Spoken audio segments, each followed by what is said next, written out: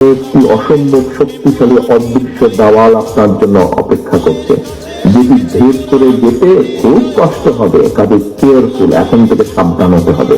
কিন্তু সেই স্বৈরাচার যে পড়ে গিয়েছে, পালিয়ে গিয়েছে, তারা তো বসে নেই, তারা তো ষড়যন্ত্র করছে।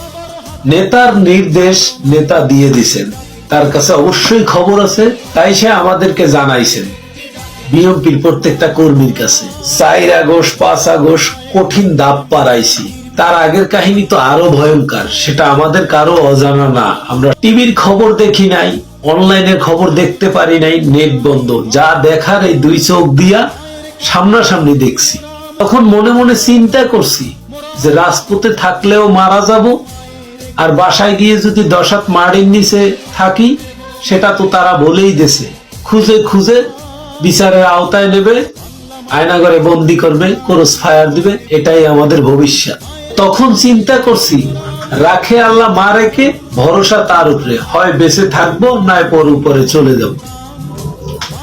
আর এখন চিন্তা করি, সামনে যখন আমাদের জন্য কঠিন দেওয়াল আসছে, ভেদ করতে খুবই কষ্ট হবে। বোনাস লাইফ নিয়ে যখন বেঁচে আছি, না হয় এই কঠিন দেওয়াল ভেদ করতে গিয়ে পরপারে চলে যাব। আলহামদুলিল্লাহ, কুত্তালিকে এই দেশে দাঁড়াতে পারবে না। কুত্তালিকের অত্যাচার সবার চাইতে একবারে মারা যাব, সেটাও মন থেকে মেনে নিব। আমরা ভেঙে পড়ি তখনই যখন দেখি বিএনপির কিছু নেতা কর্মীর সাংবাদিক সম্মেলন কইরা আওয়ামী লীগের পক্ষে কথা বলে। এটা কষ্ট, বেদনাদায়ক। মানি যে আপনারা আমাদের গুরুজন, আপনারা পিছন থেকে আমাদেরকে দিক নির্দেশনা দিচ্ছেন, আর আমরা সামনে যুদ্ধ করছি। বিএনপির সাধারণ কর্মী যারা আছেন, আমার মতন বিনা স্বার্থের কর্মী, দলকে ভালোবেসে বিএনপির নামে কিছু কিছু কথা শুনি সাধারণ মানুষের কাছে, বিভিন্ন নিউজেও দেখি।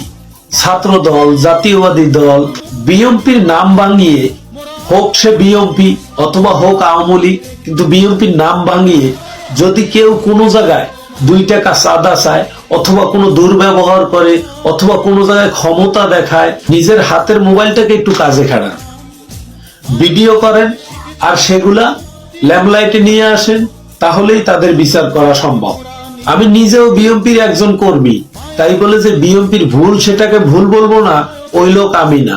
ভুল ভুলই, হোক সে বিএনপি, হোক সে জাতীয় পার্টি, হোক সে কুত্তালিক, হোক সে জাসদ, হোক সে গণ অধিকার পরিষদ, ভুল যারই হোক, হোক সে ডাক্তার ইনুস স্যার, যারই ভুল হবে সেটা আমরা সাধারণ জনগণ সবসময় ধরার জন্য প্রস্তুত থাকব। এখন অনেকে বলবেন ভিডিও করতে গেলে তো তাদের হাতে মাইর খাওয়া লাগবে। এখন সফটওয়্যারের যুগ, বিভিন্ন সফটওয়্যার আছে, আপনারা চাইলে মোবাইল বন্ধ করেও ভিডিও করতে পারেন।